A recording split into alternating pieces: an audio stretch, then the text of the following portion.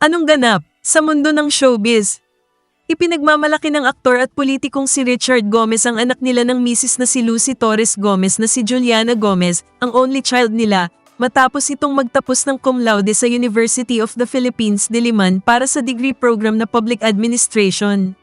Ayon sa social media post ni Goma, naaalala pa niya ang panahong bata pa lamang si Juliana at pumasok ito sa paaralan ng unang beses.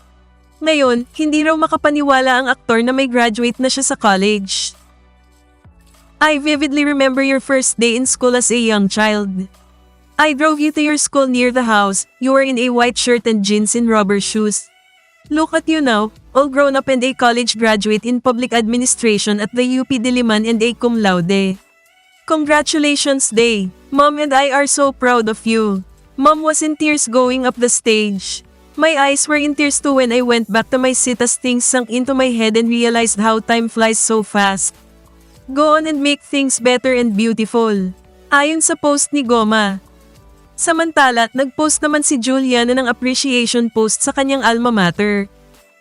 Isang karangalan ng maging scholar atleta ng bayan. Maraming salamat sa pagkakataon na ito, UP. Mahal na mahal kita.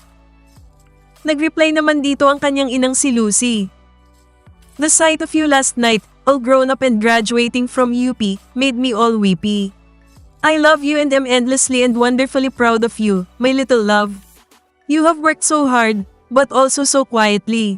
As you always do, shine on. The best is yet to come.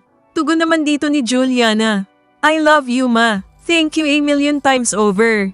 Words just aren't not enough.